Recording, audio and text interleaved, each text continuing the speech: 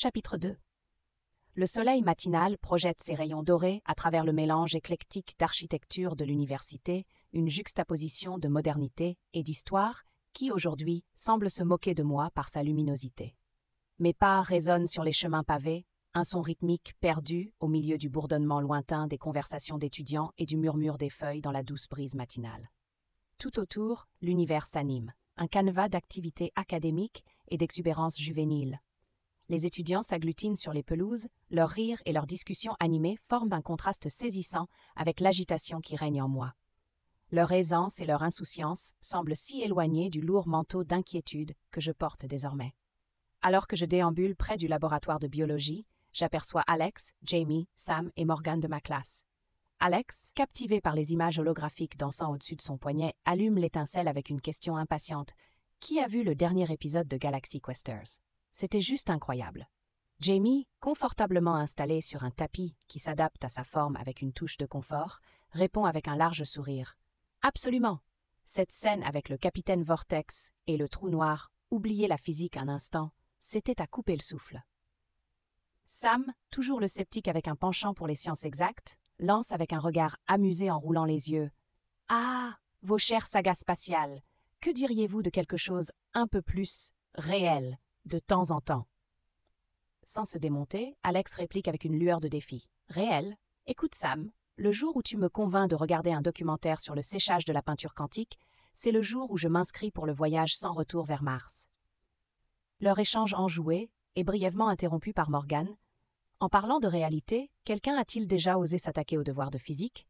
C'est comme être piégé dans un trou noir théorique. Sam, avec une pointe d'autosatisfaction, déclare « Terminé hier soir. » C'est étonnamment gérable une fois que tu acceptes que le temps n'est qu'une construction et toutes nos inquiétudes existentielles ne sont que des poussières dans l'univers.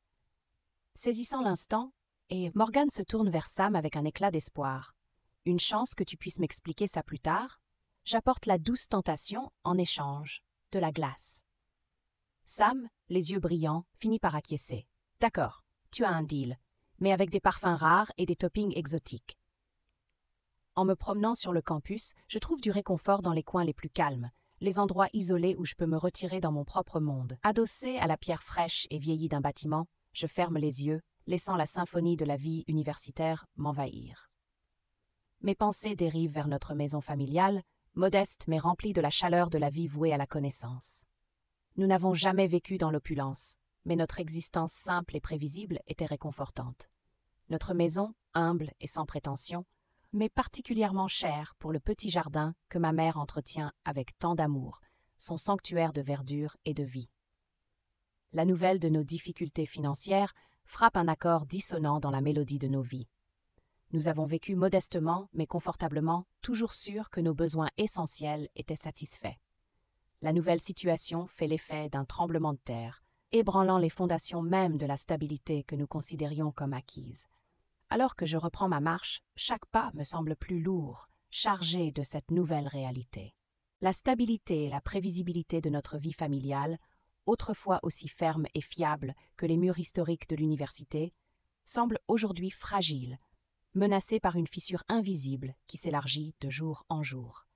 Ici, royaume de la recherche académique et de l'épanouissement personnel, est mon univers depuis quelques années.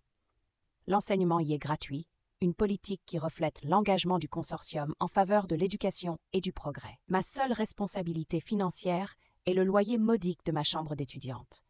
Une dépense gérable qui m'a permis de me concentrer sur mes études sans le fardeau du stress financier. Mais aujourd'hui, alors que j'approche de la fin de mon parcours universitaire, à quelques mois de l'obtention de mon diplôme, la réalité de ma situation s'impose à moi. Oui, je pourrais gagner un revenu de base une fois que j'aurai commencé à travailler, mais cela ne suffira pas à subvenir aux besoins de mes parents. Cette idée est un poids sur mes épaules, une responsabilité que j'ai hâte d'assumer, mais dont je ne sais pas comment m'acquitter. En tant qu'étudiante bientôt diplômée, je suis parfaitement consciente du chemin qui attend les nouveaux scientifiques et ingénieurs comme moi. La vérité est que, malgré l'importance de notre travail, les récompenses financières initiales sont au mieux modestes. Nous gagnons juste assez pour mener une vie de base dans le centre de la ville, mais nous sommes loin de la prospérité que d'autres fonctions pourraient offrir. Les membres des forces de l'ordre, qu'ils soient dans la police ou l'armée, bénéficient d'une rémunération avantageuse dès le début de leur carrière, en reconnaissance du risque qu'ils prennent pour maintenir notre société en sécurité. Pour nous, scientifiques, ce qui nous anime n'est pas la quête de la fortune. Notre motivation réside dans l'essence même de notre travail. La chance d'apporter une contribution significative au bien-être de la société par le biais de nos inventions et découvertes. Nous sommes embrasés par la vision de l'impact monumental de nos recherches, animés par le désir fervent de jouer un rôle clé dans l'évolution technologique de l'humanité. C'est une quête bien plus grande et plus exaltante que notre simple existence. Lors de nos conférences et de nos discussions, on insiste souvent sur le fait que notre travail en tant que scientifique et ingénieur est vital pour le progrès de la ville. On nous rappelle que chaque nouvelle invention, chaque percée scientifique est un pas vers un avenir meilleur pour tous les citoyens. Nos vies sont effectivement chanceuses. Nous avons peu de choses à reprocher. Ceux qui n'ont pas d'éducation supérieure sont relégués à travailler dans des centrales électriques et des usines, des environnements qui sont durs, dépourvus de défis et monotones. Leurs revenus sont minimes, les forçant à résider dans les parties extérieures des villes, presque à proximité des undergrounds. Cette démarcation souligne une division marquée dans la société, où le niveau d'éducation dicte non seulement le paysage professionnel de l'individu, mais aussi ses frontières géographiques et sociales, perpétuant ainsi un cycle de difficultés et d'opportunités limitées. Alors que je passe à côté d'un autre groupe d'étudiants, dont les rires sont un bref répit dans mes pensées, je réalise qu'il est nécessaire de regarder au-delà du campus, de comprendre et de s'engager dans le monde qui m'attend après l'obtention de mon diplôme. Alors que je descends à grandes enjambées le long des collines du campus, l'air du soir, chargé d'humidité et d'un soupçon de soufre provenant de la lointaine usine de production, me colle à la peau. Mon attention est soudain attirée par une agitation. Dans les parties inférieures du campus universitaire, une scène inhabituelle se déroule, un cercle tendu de spectateurs s'est formé, leur attention concentrée sur deux figures. Mon pouls s'accélère, un mélange d'appréhension et d'une étrange montée d'adrénaline me traverse. Je me surprends à avancer à grandes enjambées vers l'agitation. Ce spectacle inattendu contraste si fortement avec l'atmosphère ordonnée et disciplinée de l'université. C'est comme une fissure dans la façade lisse de notre sanctuaire, un rappel brutal que tout n'est pas aussi contrôlé et serein qu'il n'y paraît. L'échange semble chargé d'une tension électrique, l'air est lourd de menaces non exprimées. Le capitaine de l'équipe de basket, Jean ou John, son nom m'échappe, est un personnage redoutable. Il est un concentré de rage incandescente, chaque muscle tendu et prêt à l'assaut. Son t-shirt universitaire, moulant sur de larges épaules, semble presque essayer de contenir la rage qui monte en lui. Ses poings serrés sont levés, prêts à l'assaut. Face à lui, un homme en jean et t-shirt noir projette une intensité différente.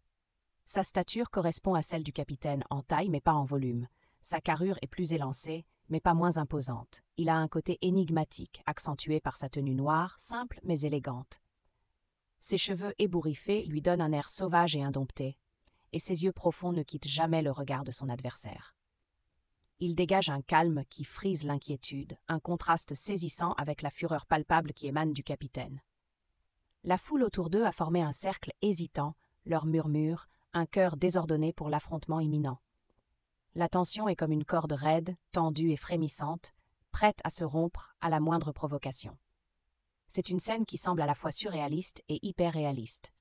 Une éruption soudaine d'une confrontation brute et primitive au milieu de notre cadre académique quotidien. Une femme à côté de moi, dont la voix est teintée d'une excitation sauvage et curieuse, s'exclame « Oh mon Dieu, Jeff est si fort, il va le démolir, il faut être fou pour exaspérer notre grand capitaine. » Il s'appelle donc Jeff. J'en prends note mentalement, mais je suis loin d'être convaincu de l'issue de l'affaire, comme semble l'être cette femme. Il y a quelque chose d'énigmatique dans cette confrontation, dans son adversaire. Eh bien, cela reste à voir, je rétorque, mon attention captivée par l'homme en noir. Elle me fixe avec des yeux inquiétants, comme si elle pensait que j'avais perdu la tête. Jeff, surnommé à juste titre le grand capitaine, incarne le modèle classique de la force brute. Son physique et son comportement rappellent un vecteur de force ayant à la fois une magnitude et une direction, mais manquant de finesse, efficace sur le terrain de basket. D'un point de vue analytique, l'adversaire de Jeff présente une étude de cas captivante en termes de contraste. Malgré un cadre plus mince, il dégage un calme qui frise l'étrangeté, en particulier face à l'agressivité évidente de Jeff. Il pourrait s'agir d'une tactique psychologique, un peu comme une variable intrigante dans une expérience, donc soit d'un stratagème ingénieux indiquant des forces cachées, soit d'une erreur de calcul cruciale. Reste à voir. Et, sur une note plus personnelle, il y a un attrait esthétique mystérieux à observer sa musculature élégamment définie, esquissée sous le tissu noir de son t-shirt. Il ne s'agit pas d'une démonstration ostentatoire de puissance comme de la part de Jeff, mais plutôt d'une forme physique plus subtile, peut-être plus efficace. Cela laisse entrevoir une couche de capacité voilée, un peu comme la découverte d'une solution raffinée à un problème particulièrement ardu. C'est un visuel qui fait appel non seulement à mon intellect, mais aussi, je l'admets, à mon appréciation féminine subjective de la forme. Jeff bondit en avant, poing tendu comme un javelot aiguisé. Mais l'homme en noir, silhouette élancée, esquive avec une agilité féline, un sourire narquois étirant ses lèvres. Des mots inaudibles mais acérés comme des lames volent entre eux, attisant la rage qui brûle dans les yeux de Jeff. La tension monte, palpable, électrisant l'atmosphère. Le public d'étudiants retient son souffle, hypnotisé par le ballet brutal qui se déroule sous leurs yeux. Jeff tente un uppercut désespéré. L'homme en noir, avec une agilité surnaturelle, se dérobe, se faufilant hors de portée comme une ombre glissant sur un mur. Ses mouvements sont ceux d'un prédateur, précis et impitoyable. Ce qui se passe ensuite n'est qu'un flou de mouvements. Un craquement sec et sinistre, un bruit de cartilage broyé. Un frisson glacé m'envahit. 2 éclairs blancs, point aussi rapides que des balles, se sont abattus sur le visage de Jeff. Le capitaine s'effondre, un pantin désarticulé, ses genoux heurtant le sol avec un bruit sourd. Le sang jaillit de son nez. Une tache écarlate s'épanouit sur le béton grisâtre. Le temps suspend son vol. Chaque détail figé dans un tableau grotesque. La grimace de douleur de Jeff, le sourire cruel de l'homme en noir, les yeux écarquillés des étudiants. Une vague de nausée me submerge, une nausée aussi noire que l'âme de cet homme qui vient de transformer un combat en un bain de sang. La tension dans la foule est palpable. Le visage de l'homme énigmatique ne trahit aucune émotion. Il se faufile sans effort à travers la foule qui se sépare pour lui, leurs yeux suivant chacun de ses mouvements. Sur leur visage, la peur est évidente, mêlée à un soupçon de curiosité morbide. Jeff reste à genoux, serrant son nez qui saigne, une série de jurons étouffés s'échappant de ses lèvres. Ses yeux, injectés de sang, fixent le sol, incapables de rencontrer le regard des témoins de sa défaite. Je reste là, le cœur battant la chamade, en proie à une vague d'émotions que je ne parviens pas à nommer. La colère, la peur, l'intrigue, tout cela tourbillonne en moi. Les bagarres sont rares sur le campus, et le fait d'être témoin d'une telle violence crue et non filtrée me laisse ébranlé. Les échos de l'affrontement résonnant encore dans mes oreilles, je me dirige vers le bâtiment d'histoire, essayant de me débarrasser de l'impact de ce dont je viens d'être témoin.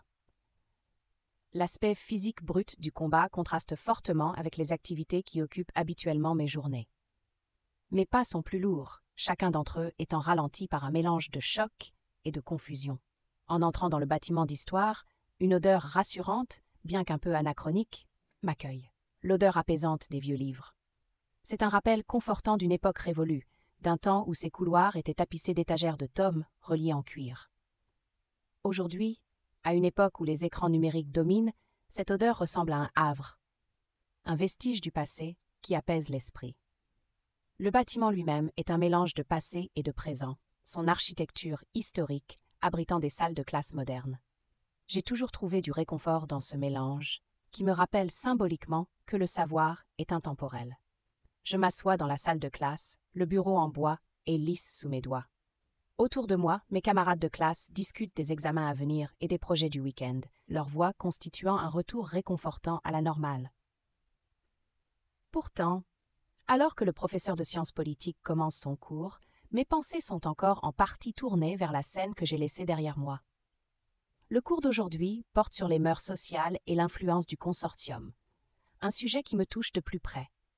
Il y a quelque chose dans la façon dont le professeur Malcolm parle qui attire l'attention. Son éloquence rappelle les discours publics prononcés par les membres du concile, clairs, persuasifs et imprégnés d'une cadence autoritaire qui ne laisse aucune place au doute. Chaque phrase qu'il prononce est méticuleusement élaborée, ses mots s'enchaînent avec un rythme et une précision qui captivent la salle. C'est comme s'il ne se contentait pas de transmettre des connaissances, mais qu'il tissait un récit qu'il déploie à chaque conférence. Le professeur Malcolm commence par rappeler les origines du conflit mondial qui a conduit à la formation du consortium de la Triade. La pénurie de ressources, en particulier dans les domaines de l'énergie, de l'eau et de la technologie, a alimenté des décennies de tensions, explique-t-il. Les divergences morales et idéologiques entre les continents sur le changement climatique, les droits de l'homme et la cybergouvernance n'ont fait qu'exacerber ces tensions. Mes chers étudiants, chaque culture, fière et assurée de la supériorité de ses valeurs, tentait d'imposer sa vision du monde, sa morale à toutes les autres. Chaque pays croyait détenir la clé de la vérité absolue. Cette incapacité à embrasser la pluralité des perspectives a conduit notre monde au bord de l'abîme, plongeant nos sociétés dans un conflit dévastateur qui a failli être notre perte. Le professeur continue.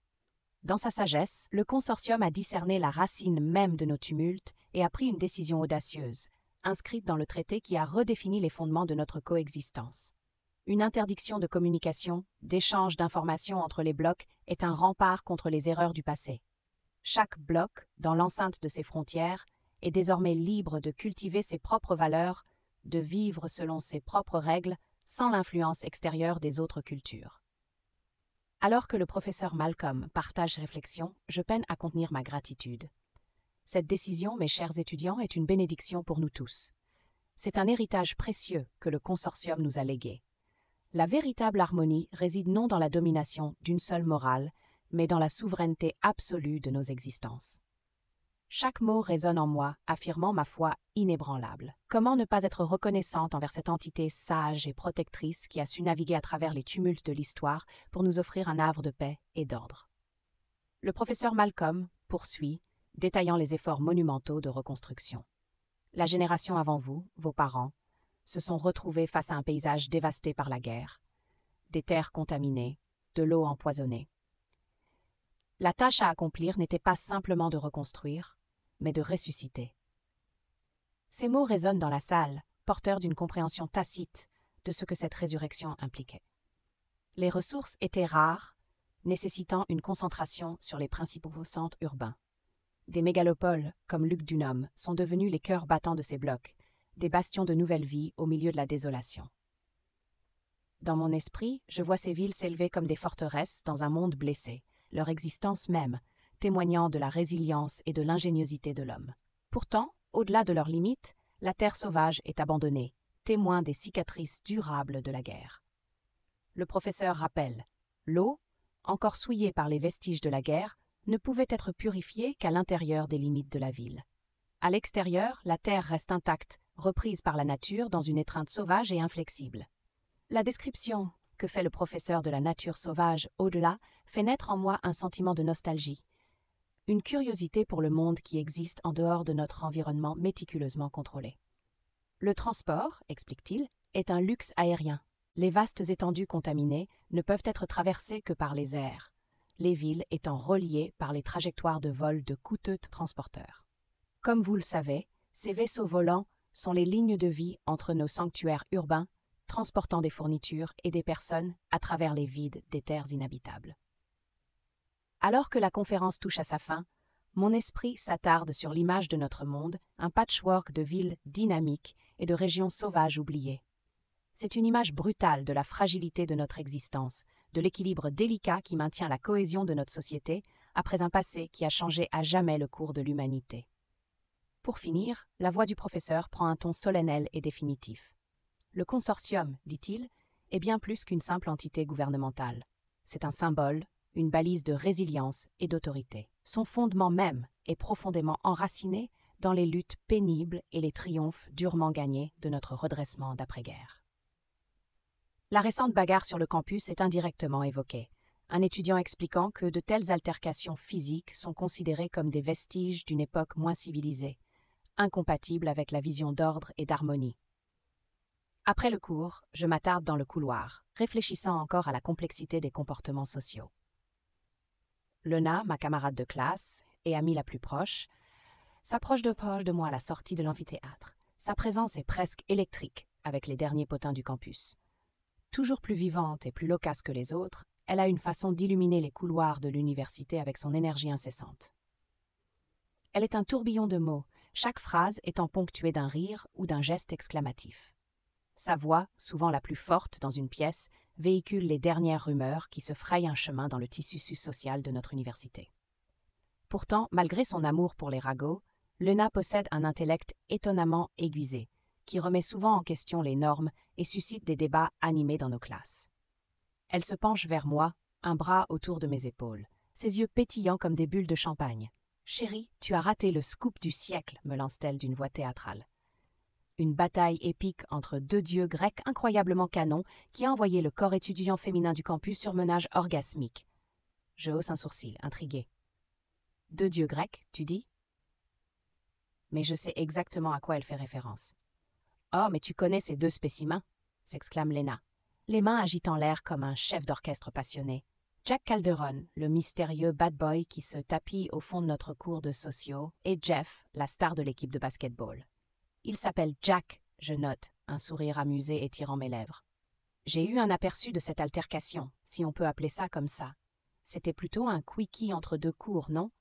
Dis-je en gloussant de mon propre humour. Lena pouffe de rire. Tu as le sens de la formule, ma chérie. Mais figure-toi que Jack a eu une petite aventure avec la copine de Jeff. Une seule fois, paraît-il, mais Jeff l'a découvert et boum. Lena mime un coup de poing. Jack est un adepte du one-night stand sans attache, explique Lena, les yeux pétillants d'un mélange de désapprobation et de fascination. Il baise toutes les belles du campus, mais il n'a pas de sentiments, soupire Lena.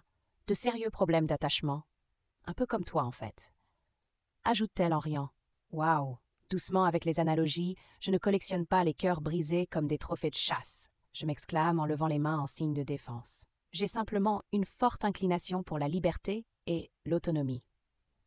Lena ne semble pas convaincue par mon explication, mais elle continue. Enfin bref, personne ne sait vraiment qui il est. Il vient en cours, mais il est toujours dans son monde. Il préfère se rapprocher des gens d'une autre manière. Elle fait un clin d'œil suggestif. Juste avant de partir, Lena lâche une bombe qui me laisse bouche bée. Il paraît qu'il est impliqué dans des combats clandestins. Pas des petites bagarres entre étudiants ivres, non, des vrais combats organisés avec des paris et tout le tralala. Je la regarde incrédule. C'est une blague, non? Un étudiant impliqué dans des combats clandestins? Ça ne colle pas. Lena me regarde, son expression est un mélange d'intrigue et d'inquiétude. C'est comme s'il vivait une double vie. Ici, c'est juste le gars au fond de la classe, mais dehors. Elle s'interrompt, laissant la phrase en suspens, comme si l'idée de ce que Jack pourrait être en dehors de ces murs était trop complexe pour être formulée. Alors qu'elle s'éloigne, je me retrouve aux prises avec ces nouvelles informations. Jack, qui était déjà une figure intrigante, semble maintenant encore plus énigmatique. Son implication dans le milieu de la lutte clandestine suggère une vie en marge, qui défie les images typiques d'un étudiant d'université. Assis sur un banc isolé, un havre de paix au milieu de la vie trépidante du campus, mon regard est involontairement attiré par une silhouette solitaire. Là, dans l'ombre fraîche d'un vieux bâtiment, se trouve Jack.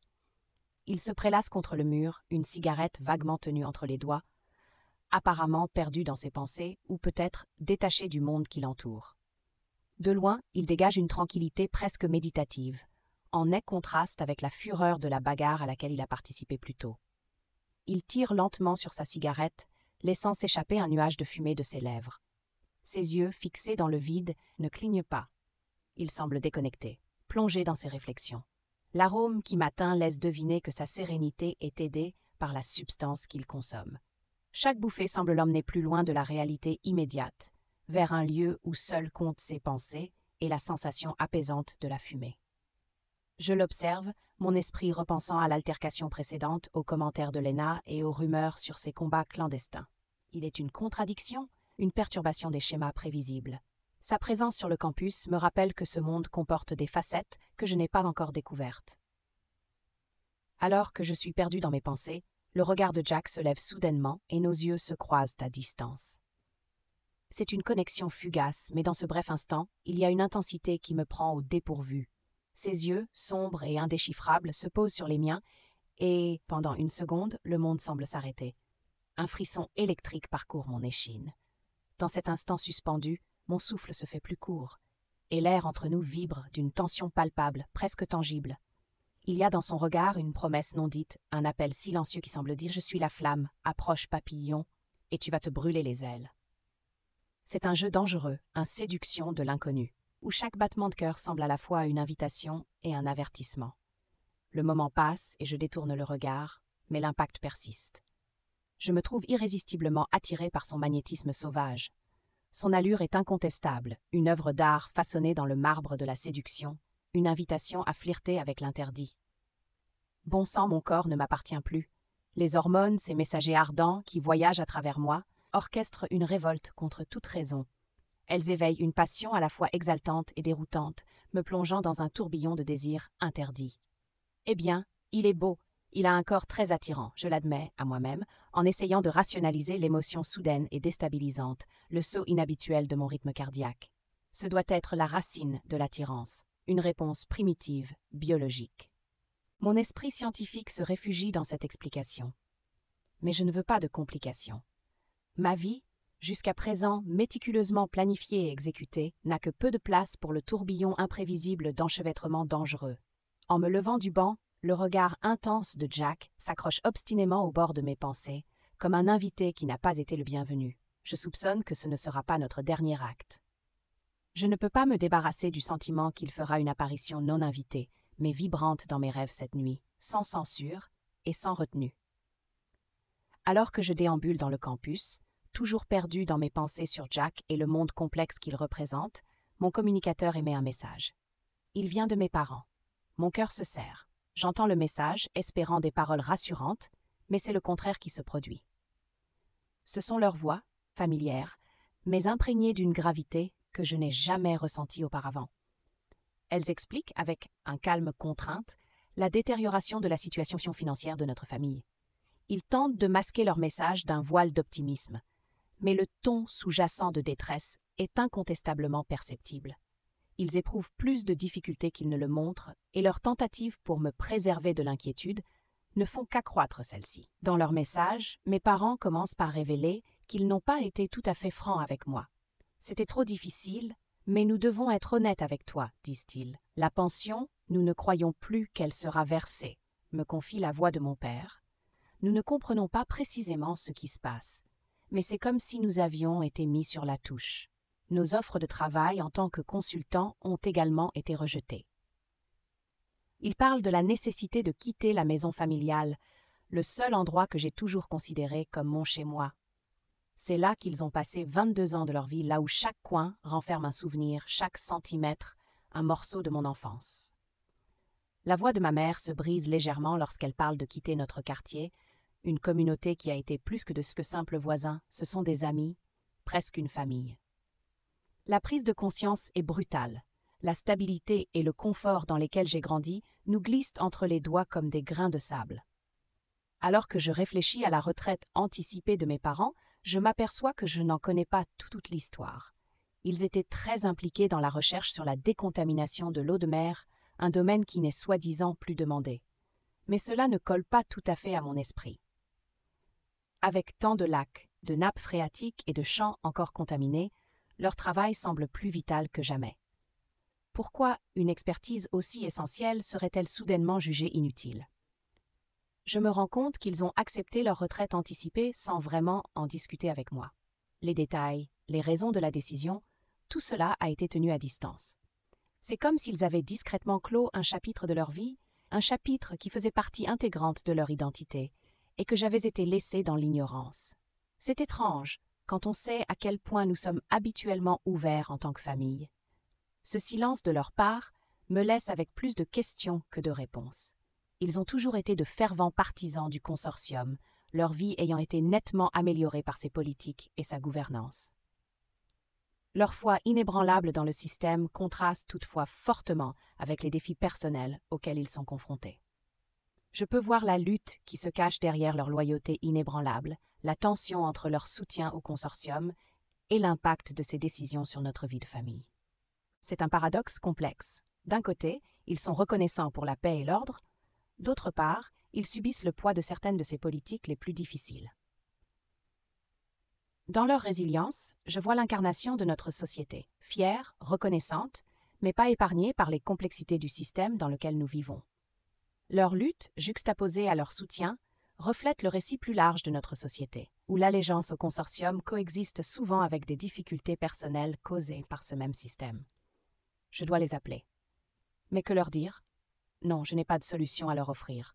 Je veux les aider, mais je ne sais pas comment. Frustration et impuissance m'envahissent alors que je poursuis ma marche. Je suis sur le point d'obtenir mon diplôme, mais les perspectives d'emploi dans mon domaine scientifique ne sont pas assez lucratives pour offrir une aide substantielle. Le poids de leur situation pèse lourdement sur moi, leur instabilité financière jetant une ombre sur mes fiertés académiques. Le monde qui m'entoure semble tourbillonner dans une danse étourdissante, chaque pas étant plus instable que le précédent.